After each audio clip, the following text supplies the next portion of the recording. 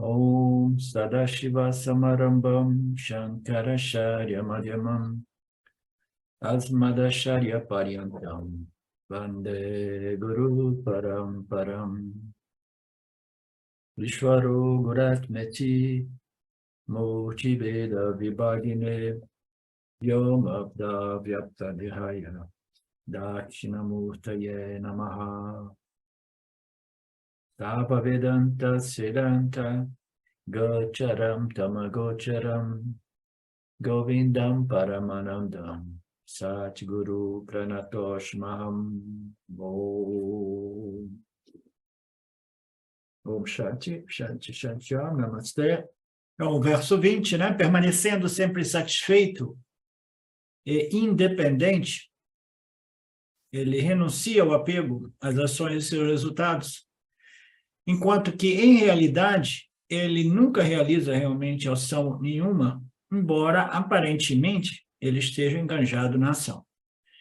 Então, ali, como nós vimos, é um desdobramento do verso 18 a respeito de o modo qual o Yanni age, mas ele não age, né? E mesmo na inação do Aniani, digamos assim, que ele pensa, eu vou obter a inação, porque a inação é a natureza iluminante do ser, né? Mas ele pode permanecer inativo sem reconhecer que a ação permanece ainda, esse potencial de ação egóica identificada com o ator e o fazedor e seus resultados, continua lá, muito embora a mente tenha permanecido quieta, né, calma, ou tenha dormido, né, durante a meditação, que é muito comum, né, Marcelo?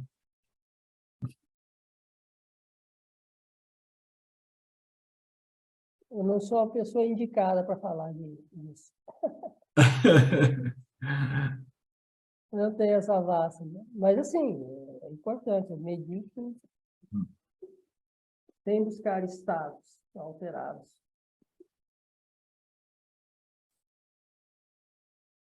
Ok.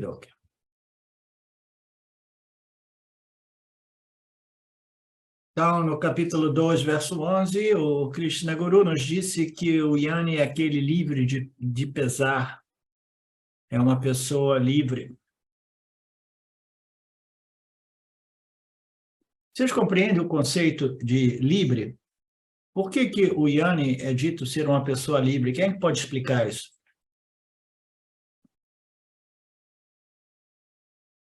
Livre dos desejos de obter os resultados das ações, né? Para se completar. Sim.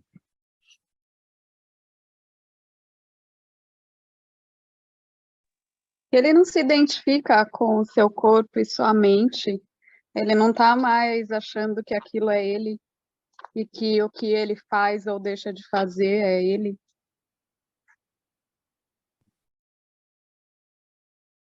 Mais alguém? Obrigado, Betânia.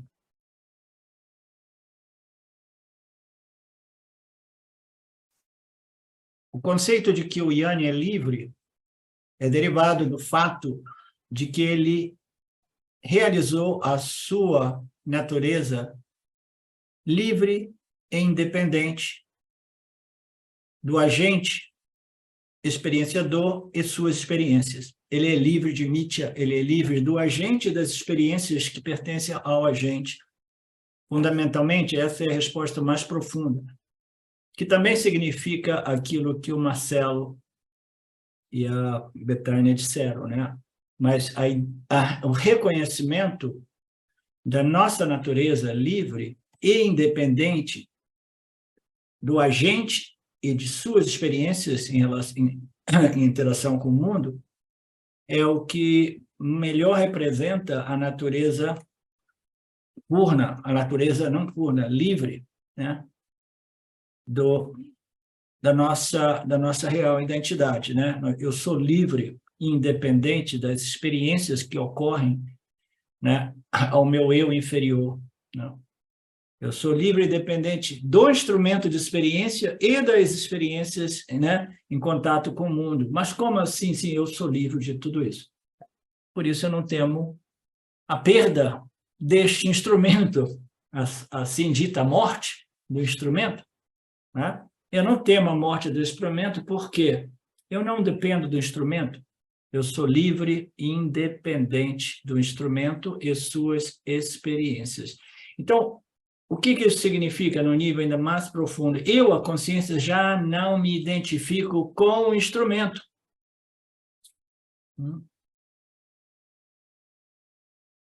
Você não se identificar com um instrumento, né, faz de você livre do seu instrumento. Isso aqui é um instrumento, né, um par de óculos, né?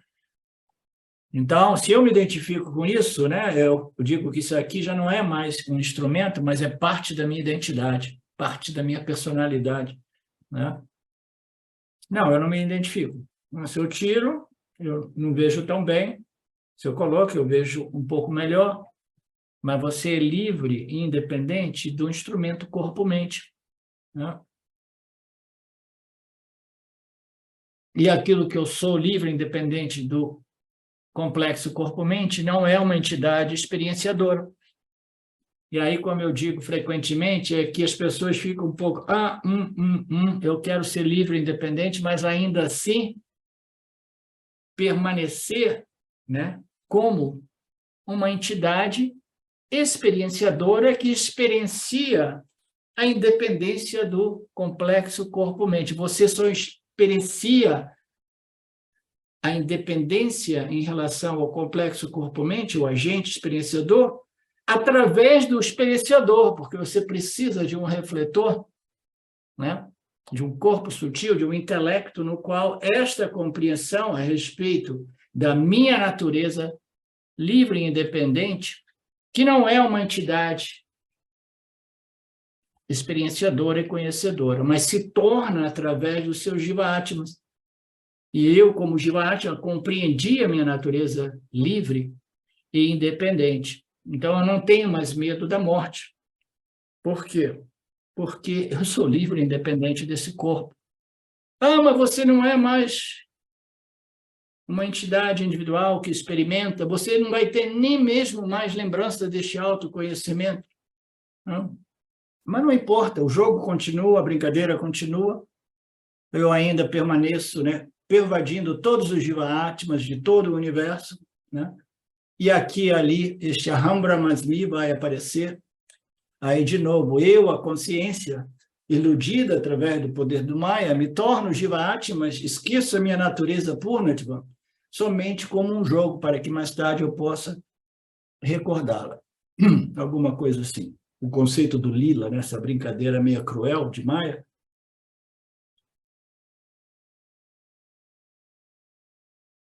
Ei, Carmen voltou! Você tem algum parentesco com a Carmen Miranda? Não? Ok. Eu nunca fui.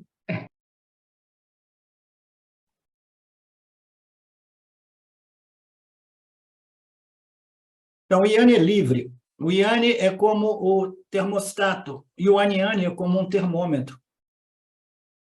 Então, se eu sou um termômetro, eu estou o quê?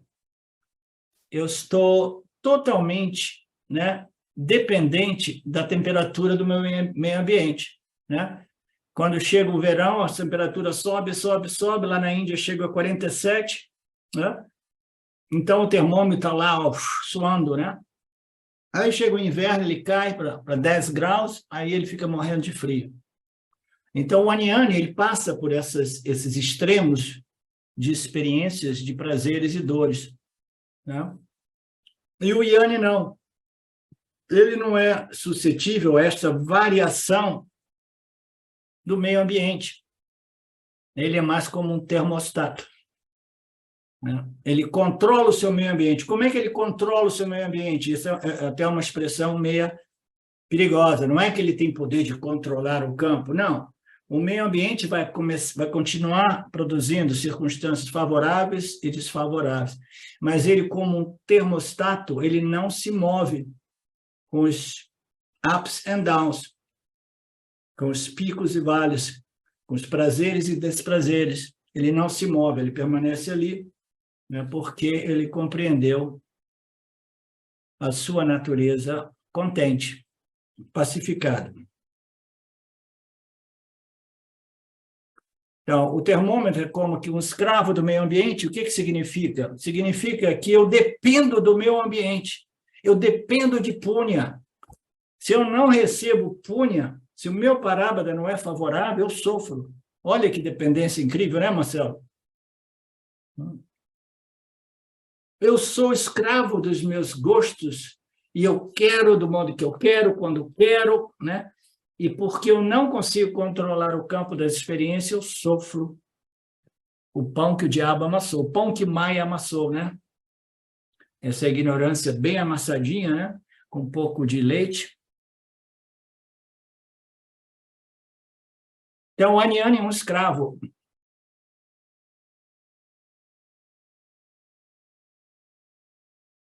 Enquanto que o termostato Yanni, ele não é um escravo do seu meio ambiente. Não é que ele controle o meio ambiente. Ele controla a sua experiência a respeito do meio ambiente, que é inconstante e sobe e desce. É como se ele estivesse controlando o seu meio ambiente. Ele continua fazendo tudo, até mesmo tudo que ele pode para melhorar a situação, as circunstâncias do campo. Ambos continuam fazendo. Um é um escravo do parábada, do setup, da configuração do campo, e o outro é o mestre. É o mestre porque ele simplesmente neutralizou os seus karmas no fogo do conhecimento. Ele queimou, né? Tudo isso. Então, sejam circunstâncias difíceis ou favoráveis, o Yanni ele não se abala como o Aniani. Somente o Yana fará de você um mestre, o Swami diz. Agora, Krishna Guru quer apontar que uma pessoa pode ganhar Yana, qualquer que seja o seu status, né? Os seus papéis, o seu estilo de vida, o seu ashrama, né? Não depende do estilo de vida que ela tenha.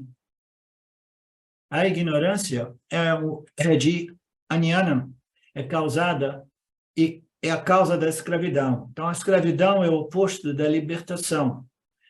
Então, eu sou escravo, né? Eu sou escravo do meu meio ambiente, eu preciso de punha, eu sou escravo de punha, eu sou escravo de circunstâncias favoráveis, eu sou escravo de haver os meus desejos obtidos, realizados, né? Se eles não são conformados, se o meu parábada não é conformado com os meus gostos e desgostos, eu sofro. Então, eu sou escravo do meu parábada, sou escravo do meu meio ambiente, escravo da configuração. E o Yana é a causa da libertação, da liberação.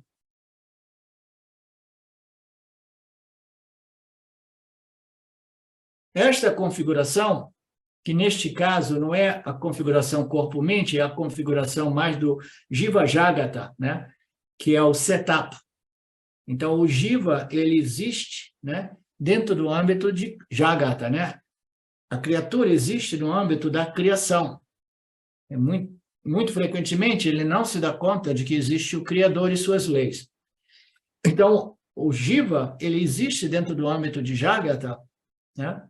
E existe essa configuração, o modo qual eu interajo com o meu meio ambiente e eu experimento prazeres e dores. Eu quero ser escravo deste meio ambiente que não está sob meu controle, mas está sob o controle das leis kármicas do Lord Ishwara, do Senhor Ishwara.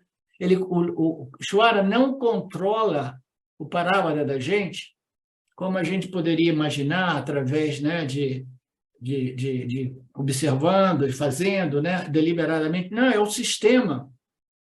E entre as leis que regem esse sistema, existe a causalidade, o karma.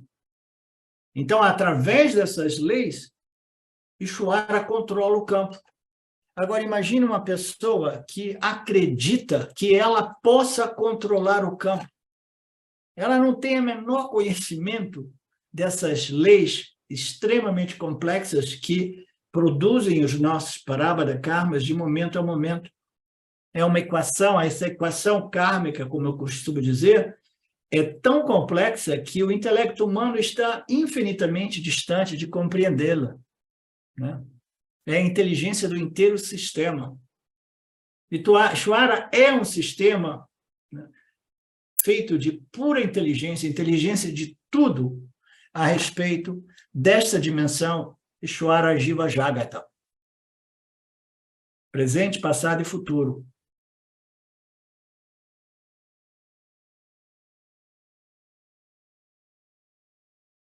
Então, esta configuração, Jiva Jagata, não tem nada a ver com escravidão ou libertação, porque esta configuração do mundo, e eu aparecendo, e o mundo aparecendo diante de mim, ela não necessariamente ela produz libertação ou escravidão, né?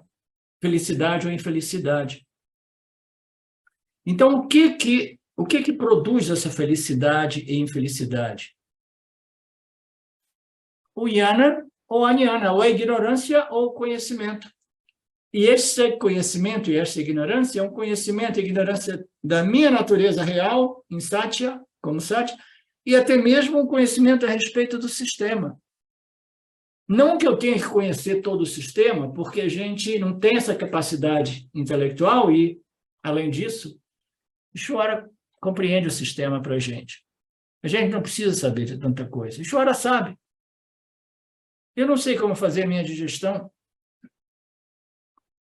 Ishvara sabe. Todas as nossas funções fisiológicas são regidas por essas leis, né, de Ishvara. Os pranas, esses ares desenhados com inteligência para, né, administrar essas funções fisiológicas, é tudo desenhado por Ishvara.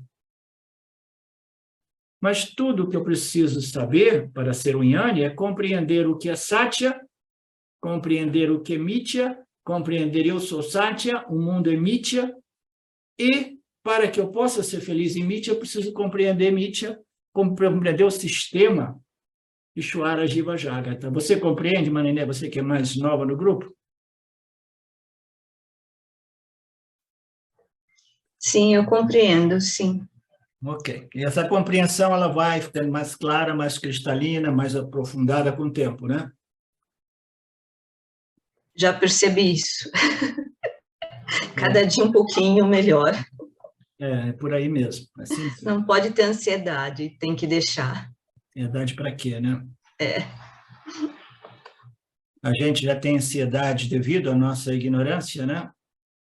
A ansiedade por obtenção ou ganho de objetos de desejos que não estão sob o nosso controle. Imagina a gente desenvolver uma ansiedade pelo autoconhecimento, né? Seria um problema a mais, né? A gente tem que simplesmente... né? Seria mais ignorância ainda, né? É um problema em cima de um problema, né? Ah, eu descobri que eu sou ignorante, auto-ignorante. Ok. Ah, eu descobri que eu sofro porque eu sou auto-ignorante. Ok. Ah, eu descobri que a solução é o autoconhecimento. Agora eu estou sofrendo ansiosamente porque eu quero isso amanhã. Não vai ser possível. Então, a gente tem que confiar no sistema Ishvara Jiva Jagata, né? Perfeito. Ele lançou para a gente essas escrituras, lançou para a gente uns gurus aqui e ali, e a gente entra nesse processo, o grau de nossa dedicação sistemática irá determinar, né, esta bênção, né, que é uma sacada final, indiscutível, livre de dúvidas, a respeito da minha natureza livre e independente das experiências do meu Jiva, né?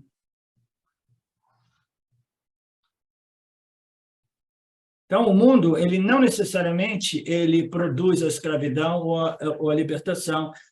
O que produz a escravidão é a autoignorância. O que produz a libertação, produz sem produzir, é o autoconhecimento, que ele produz não, né, adicionando a libertação, mas removendo o obstáculo àquilo que já era a sua natureza.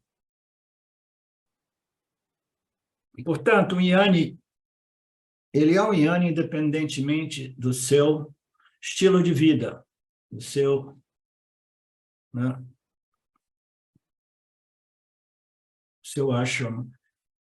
Ela é liberada, ela é livre e independente mesmo vivendo em meio à sociedade, exercendo seus papéis. Por outro lado, se uma pessoa é Anyani, ela fica infeliz, mesmo vivendo em circunstâncias, né, muito favoráveis, né? Ah, não, a causa da minha felicidade é o mundo, né? Então, o que a gente faz? A gente sai daquele meio ambiente, vai procurando um ambiente mais propício, melhor, mais sereno, mais tranquilo, mais natural, e tudo isso é válido também. Mas não necessariamente se traduz como felicidade e libertação, porque você pode se encontrar num ambiente lindo, maravilhoso, como eu me encontrei quando eu era bem jovem, né? Vivendo lá em Arraial da Ajuda, entre Arraial da Ajuda e Trancoso, né? Com toda a minha juventude, com meu filho que tinha 1 ano ou 2, mas ainda assim aquela configuração não produzia felicidade para mim. Por quê?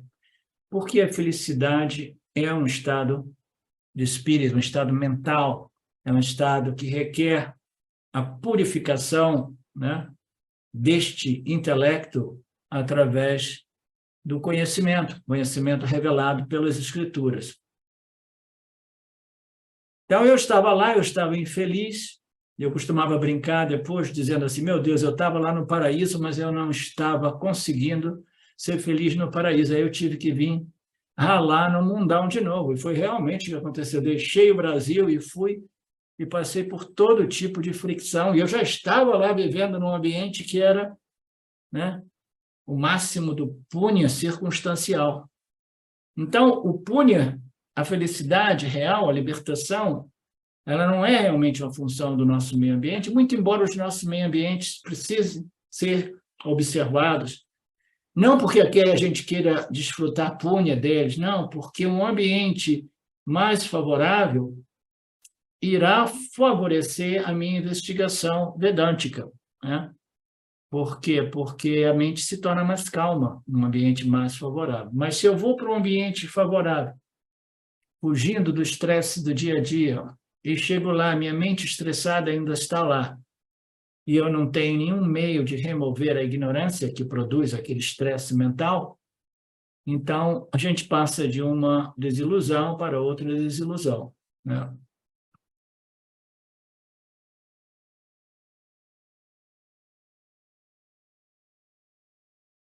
Portanto, a configuração não determina o seu ashrama. Seu ashrama, a sua capacidade de ser um sannyasi. Sannyasi é um estado, né? Um estado interior do indivíduo, um estado de não apego ao fazedor, executor e desfrutador, apesar das ações. Isso não depende de uma circunstância perfeita, muito embora os meios ambientes favoráveis são importantes de serem observados. Mas não simplesmente para curtir, olha só, que bacana essa montanha, essa praia, que delícia, isso e aquilo. Não, porque aí a gente fica o quê? Dependente de um setup que jamais irá resolver o nosso problema, mas pode ajudar a criar uma situação mental mais favorável. Mas às vezes a gente vai num ambiente desse e a gente, ainda assim, permanece perdido, porque a gente vincula a nossa satisfação ao meio ambiente. Então, nós somos escravos da configuração, deste setup Jiva Jagata. O setup não é o fator decisivo. O fator decisivo é o Shravana Manana Nididhyasa, e para isso nós precisamos de haver algumas qualificações desenvolvidas. Se uma pessoa alcançou o conhecimento firme de que esta pessoa não é um objeto, não é um instrumento de percepção, mas que ela é a consciência, a existência pura, que brilha claramente nos 3 estados, né? Se a pessoa alcançou esse conhecimento claro, firme, indiscutível, eu não sou o meu instrumento de experiência, eu sou a consciência que brilha e vivifica, né, este instrumento, se eu encontro esta pessoa, então eu faço desta pessoa o meu guru. Quem que escreveu? Shankara.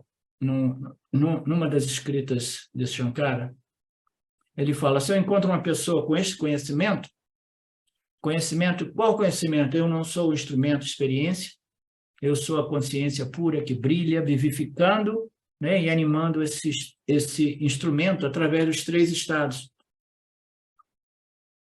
Se eu encontro essa pessoa se torna o meu guru. Mas quem é que vai fazer essa escolha? Somente uma pessoa muito sábia, já para início de conversa. Então, a gente precisa de ser sábio para reconhecer a nossa ignorância e reconhecer um guru que não seja um prem-prem da vida. Entendeu? A gente já precisa de punha espiritual e sabedoria espiritual para, naturalmente, identificarmos uma pessoa que é digna de ser esta pessoa, então, é o meu guru. Independentemente da cor da pele, do status social, da condição de nascimento, né, lá na Índia. E, de novo, quem é o guru? Né? O guru, fundamentalmente, são as escrituras, é Ishvara, mas requer, no mesmo pacote, um expositor das escrituras. Então, aqui, o guru é aquele que reconheceu a sua real natureza, estudou, compreendeu, se tornou familiarizado com os conhecimentos, com esses ensinamentos, tem uma capacidade boa de expô-los, motivando, expô-los não somente academicamente, tem expositores que expõem do ponto de vista mais acadêmico, mas existem outros expositores, né, e eu me incluo nesta categoria, que, embora talvez não sejam tão bem familiarizados com os ensinamentos upanishádicos, eles são gurus no sentido de efetivo de remover a auto-ignorância. Porque o objetivo aqui não é conhecer os Upanishads de trás para frente, de frente para trás, todos os 10, todos os outros que são pouco comuns. O objetivo aqui é investigar o que estão apontando todas essas declarações upanishádicas, de modo que a gente possa realizar. A gente vai realizando nesses encontros, nessas aulas. Então, este é o objetivo do guru. Ele compreende as escrituras, ele tem a capacidade de expô-las, e ele só é guru se tiver estudantes interessados, né?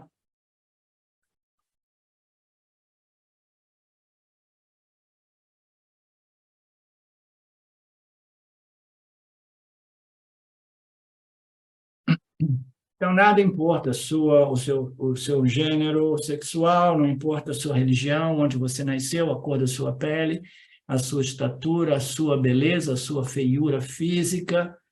O que interessa é se você realmente é um sábio, autorrealizado e com a habilidade de expor esses ensinamentos. Portanto, Krishna Guru deseja descrever 2 tipos de yanis nesses versos.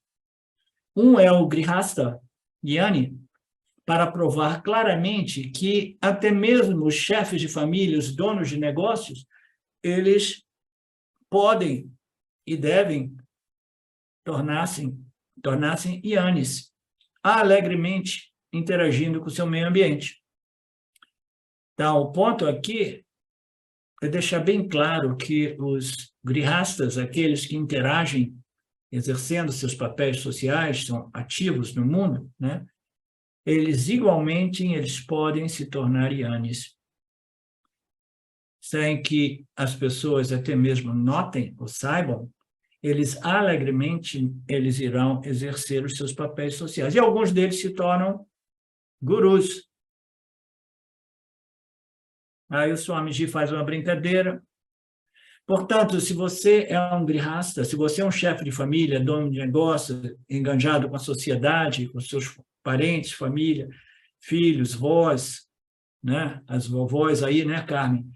Então, se você é envolvido com tudo isso, fique tranquilo, Você não precisa se sentir inferior ou inadequado, porque não importa, não depende do seu estilo de vida, não depende do seu ashrama.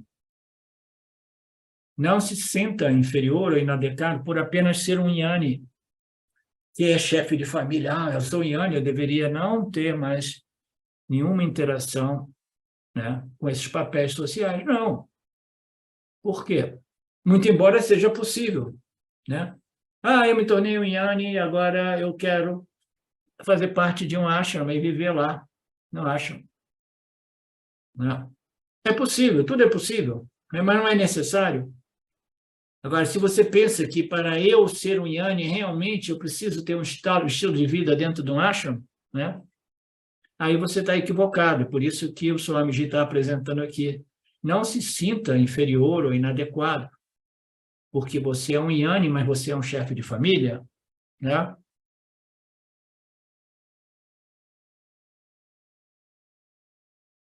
Os Jnanis são, eu diria assim, as pessoas pensam, para ser Jnani você tem que ser um sannyasi. Algumas pessoas têm essa confusão. Ser um sannyasi, vestir as roupas, né, amarelas ou laranjas, não significa que eles são superiores ou mais sábios. Os chefes de famílias devem saber que eles não são inferiores por não usarem aqueles vestimentos laranjas. Aí o Swami faz uma fofoquinha aqui interessante. Embora os sannyasis nos ashrams da Índia, eles recebem conselhos de algumas ashrams, instituições, dizendo assim, não se misture muito com os grihastas. Não se misture muito, não comece a ir visitar o chefe de família, os donos, não se misture muito com eles, porque você se apegará a eles e ao samsara. Não, isso não significa que existe problema, o Swamiji está dizendo. Não significa, se você é realmente um sannyasi Jnani, você pode, né, interagir com os grihastas com grande satisfação. O seu conhecimento é claro, firme, mas essas instituições, muitas vezes, elas são administradas por indivíduos que, embora sannyasis, não são Jnanis. Né? A complexidade de tudo isso.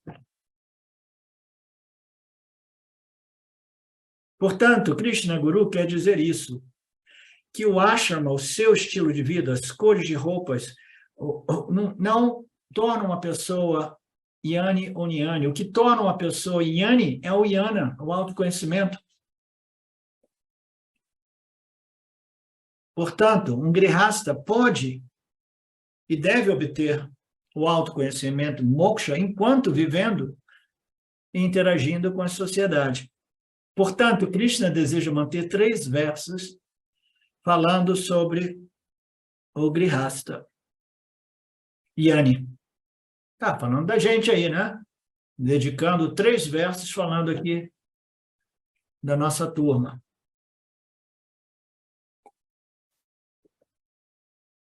Eu lembro uma vez eu fiz um seminário, acho que foi meu último seminário em Tiruvannamalai, e tinha um grupo bom, tá, de pessoas.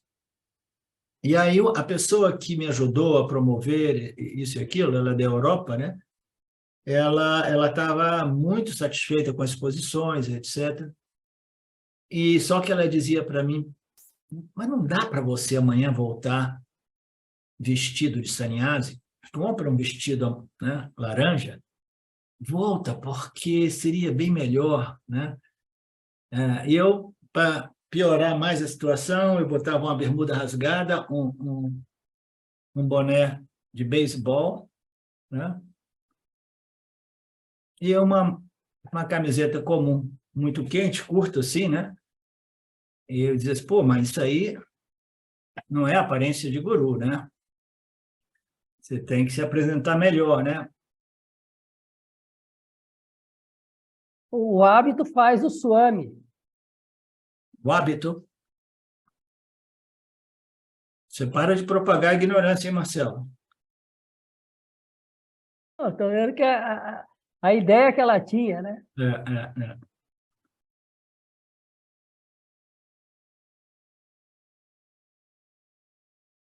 Então, a gente pode se tornar Yanni, apesar de todos os nossos envolvimentos, responsabilidade, deveres, né, e etc, etc.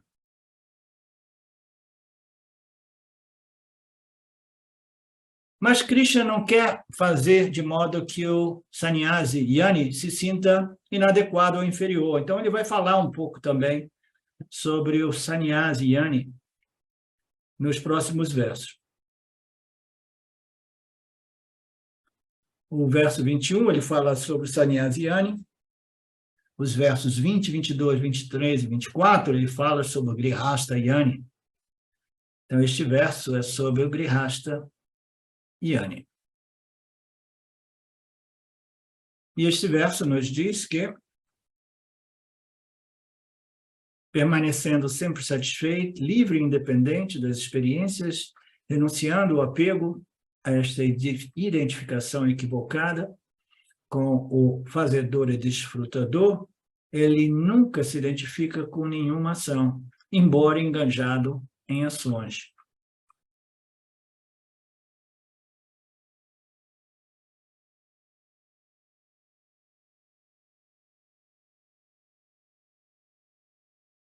Então, ele é o Yanni que permanece muito engajado na ação.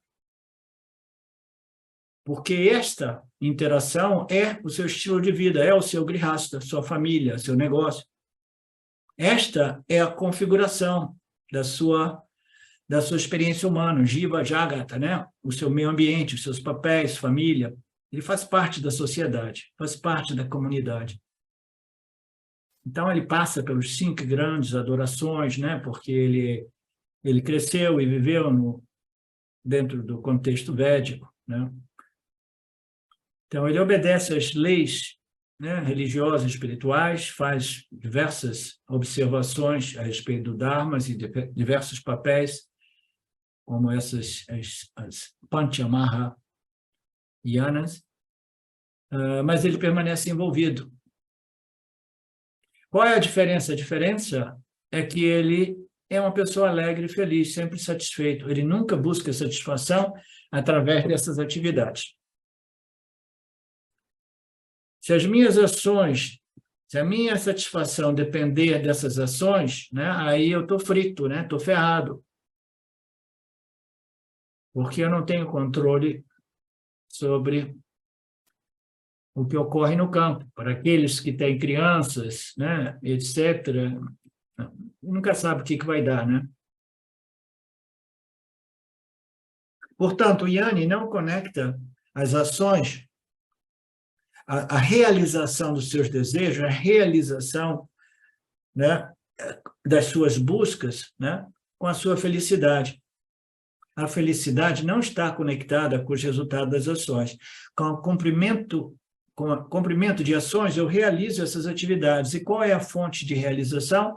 A fonte de realização é minha natureza Purnatvam, Aham Brahmasmi. Eu sou Satya, o mundo que é Ishvara Jiva Jagata, é Mitya. Como suponha que a energia seja desligada? Eu sou sempre vivendo no mundo conectado a esta fonte de energia, entre aspas, que é a consciência e existência. Eu sou esta consciência e existência e me manifesto através dessas ações, observando os meus dharmas, os meus papéis sociais, mas as minhas ações não buscam a plenitude e o contentamento. Eu ajo a partir desta compreensão que me torna contente, feliz, pacificado, porque eu estou sempre conectado ao meu Purnatvam. Como poderia ser de outro modo? Imagina que um dia desse Ishvara desconecta a minha natureza Satitananda da minha natureza inferior, então a gente sabe o que ocorre, né? É o que a gente chama de morte do corpo físico, morte do agente. Então, não importa o que eu faça, o que eu não faça, é como a corrente elétrica. Imagine que a corrente elétrica, ela desenvolve um apego com o aparelho refrigerador, ar-condicionado. Então, ela gosta de se manifestar através daquele instrumento e produzir o ar fresco. Então, é uma identificação equivocada com o instrumento. Aí o instrumento pifa, mas ela ainda assim, esta energia, ela está se manifestando como a luz, a luz do abajur, com a funcionalidade da geladeira, ela continua, porque ela é toda pervasiva, e ela não se identifica com seus instrumentos. Do mesmo modo, eu não me identifico com esse instrumento. Vocês não se identifiquem com seus instrumentos. Porque se Deus desligar você do seu instrumento, se você estiver vivendo, identificado, escravo do sofrimento, do seu instrumento, o instrumento vai sofrer muito. Quando ele se der conta que Ishvara puxou o fio da corrente, em analogia. Vocês entendem?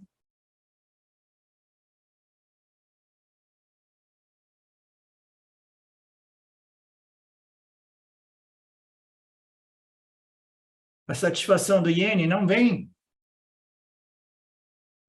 do mundo, vem desta fonte original de energia eterna, que é essa Chitananda em analogia.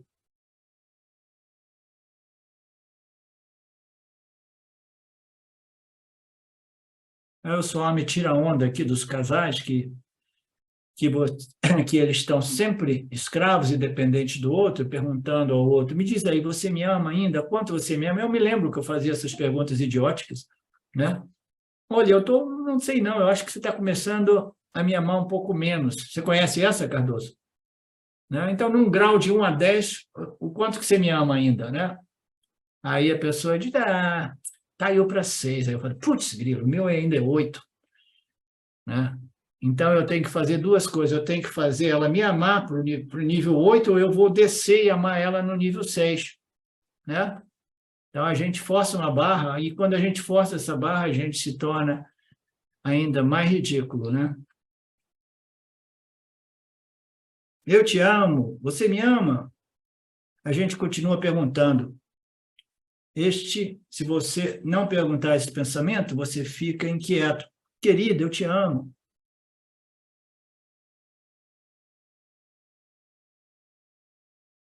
E aí, um dia, se você não disser, a outra pessoa pensará que você tem um problema com ela e que não a ama mais.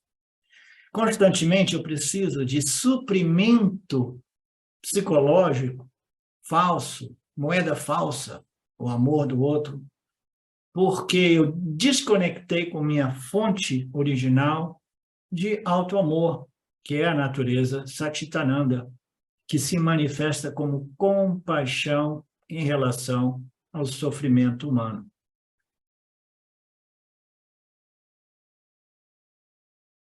Eu preciso deste falso suprimento de amor por causa de uma falência emocional que ocorreu dentro da minha experiência humana.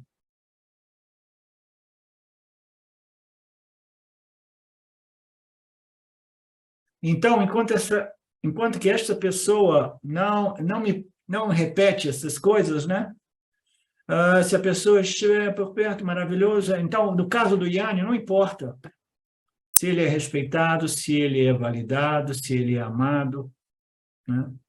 Ele foi além, transcendeu essa necessidade humana, que é uma função de uma carência mental, emocional e intelectual, que faz do indivíduo humano, mendigos, que estão sempre ali, você me ama, você me aprecia, isso e aquilo, Então, o Yanni, ele não tem esse problema.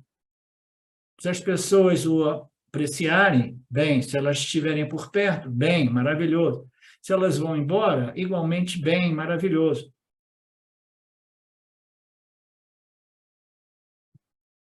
Mas nunca diga isso para sua esposa ou seu esposo, Não diga jamais, se você foi, está ótimo, se você ficar, é ótimo, porque vai dar margem a encrenca, a conflitos. Não expresse isso. Então,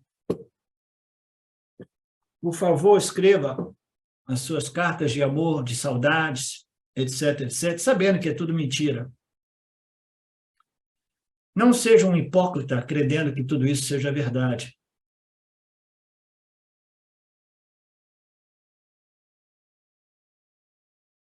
Se eu dou amor, isto é sabedoria, é apoio. Se eu dou apoio, isso é amor, é sabedoria. Se eu busco o apoio emocional, isso é ignorância, é apego ao outro.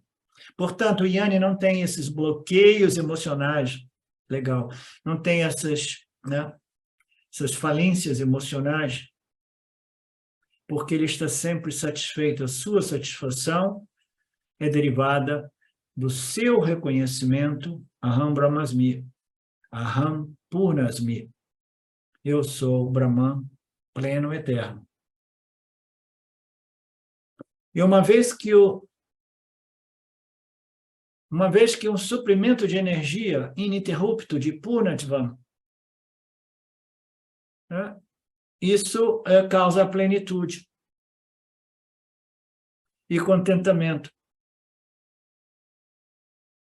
E a independência, porque o Yanni se identificou com a corrente elétrica, não com um instrumento na qual esta corrente elétrica se manifesta. Então, ele tem esse suprimento ininterrupto desta energia primordial, que é Satitananda, que é a existência e a consciência.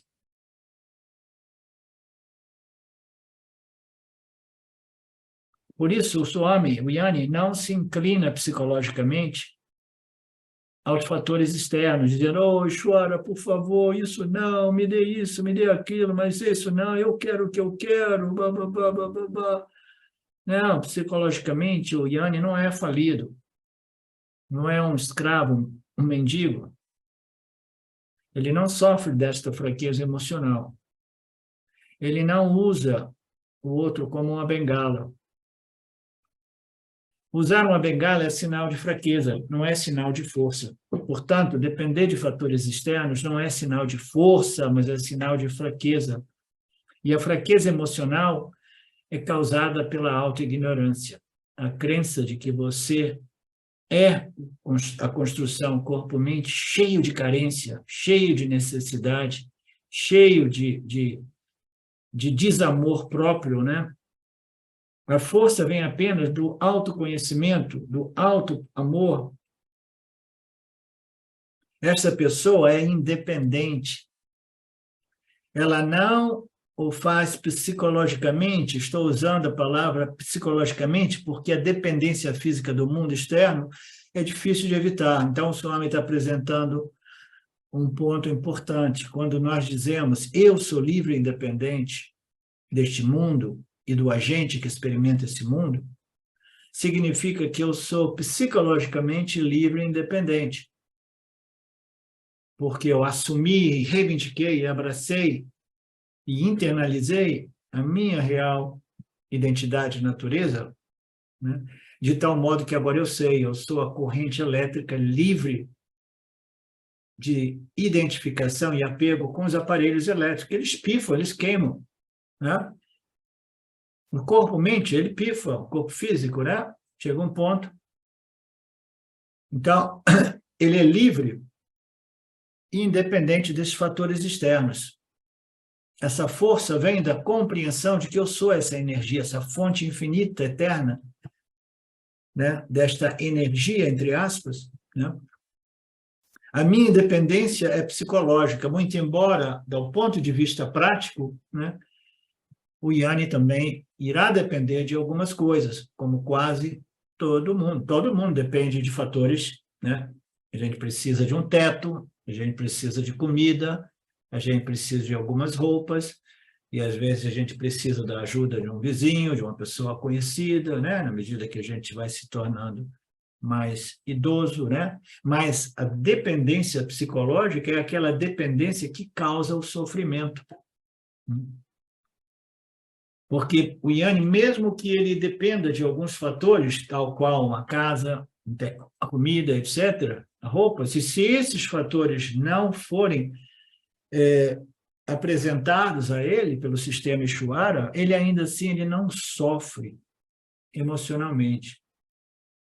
Essa fraqueza emocional é uma dependência, né, a algumas necessidades práticas que do nível prático existe, mas do nível psicológico não precisa existir. O exemplo mais extremo disso é o Yanni, que descobre que ele tem uma doença terminal, né? Existe uma diversidade maior do que essa? Né? Ah, não, tem 1 mês de vida, não precisa nem fazer cirurgia, né? É um câncer, né? Já metástase, né? Espalhado. Você tem 1 mês de vida, a gente vai te dar uma droga para não sofrer muita dor física. Então, ele não existe mais nenhum fator que ele possa depender para minimizar ou cancelar este parabada karma. Então, ele pensava poder depender da instituição médica, hospitalar, e falava assim, não tem nada, o meu destino é deixar o corpo, né? E isso não causa sofrimento psicológico no Yanni, que realmente compreendeu a diferença, né, da dependência, né, necessidades físicas e as necessidades psicológicas.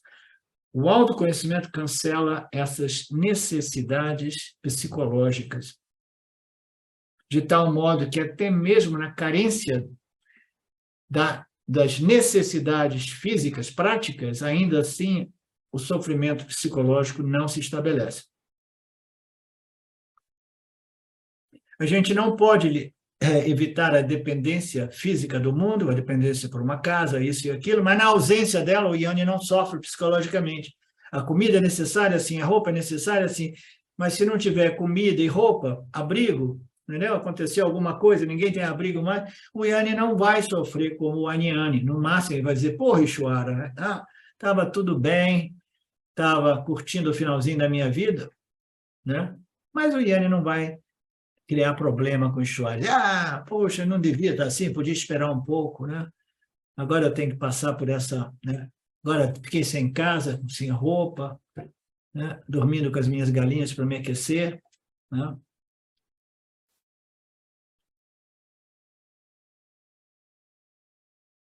Quando envelhecemos, nós podemos precisar de uma bengala, né? Ou 4 bengalas.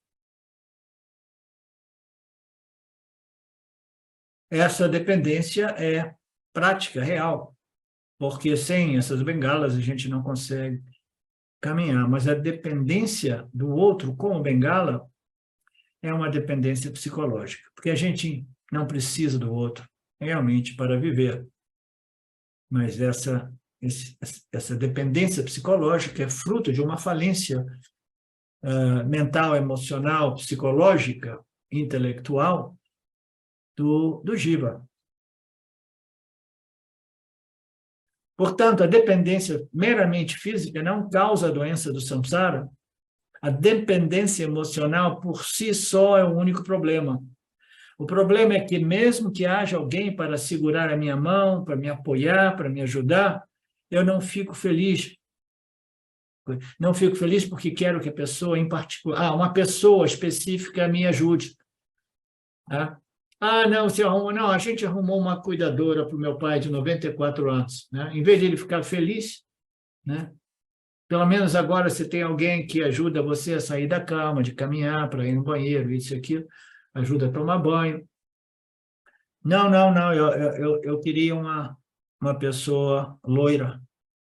Né? Não, tem que ser uma pessoa particular. Né? Então, a dependência, ela realmente chata, né? Ela quer o que quer, quando quer, no modo que quer, específico, né? Este é o problema do falimento emocional do Jiva. Se for aquela cuidadora que vai me servir comida hoje, aquela comida que eu não gosto porque tem muito tempero, eu não vou comer. Só vou comer aquela outra comida, né? Mais problema psicológico, né? Você nem aceita o fato da ajuda externa, né, devido a essa dependência física, mas a dependência psicológica é tal que vai neutralizar o benefício daquela ajuda, daquele serviço. E, portanto, não há tal dependência. Portanto, tendo desistido dos frutos das ações, eles esperam um resultado particular para a ação. Porque toda ação é uma ação planejada e você tem que projetar adequadamente. Então, ele espera os resultados da ação, mas não está preocupado com o resultado da ação. A expectativa é uma coisa, preocupação é outra, bem diferente. A expectativa é baseada no planejamento, a preocupação é baseada na preocupação. E daqui o Swami está abrindo um parênteses para dizer que o Yanni, ele também pode planejar. De fato, a vida precisa ser bem planejada, mas mesmo que ele planeje, ele não fica preocupado com os resultados, né? Você planejar e agir em harmonia com o seu planejamento, né? O seu desejo, objeto de desejo, é uma coisa, mas depender da realização, que está nas mãos do Criador, é ignorância. Então, o Yanni não fica preocupado com o resultado das ações. E nós estamos falando do Yanni dentro do Grihastha Ashrama, né? Aqueles que vivem enganjados no mundo, que fazem ações para obter resultado. A gente vai ter que trabalhar, desenvolver a empresa, a gente faz ações em harmonia com resultados. Os resultados, as ações são dharmicas, os resultados são dharmicas. Uma certa expectativa e planejamento existe, mas eu não posso vincular a minha felicidade a esses resultados, porque existem muitos outros fatores. Se eu vincular, eu vou viver constantemente tenso, aflito, né? Cheio de expectativa e preocupação.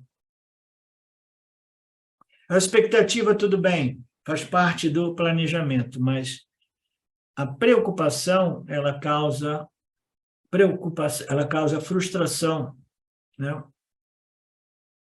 Você joga a ação no campo e deixa o resto por conta de Ishvara. Esta é a fórmula de viver em Mitya de modo feliz, agradecendo os resultados, sejam eles quais forem, né?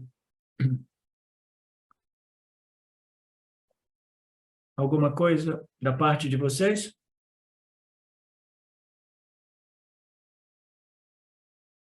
Betânia, você está aí?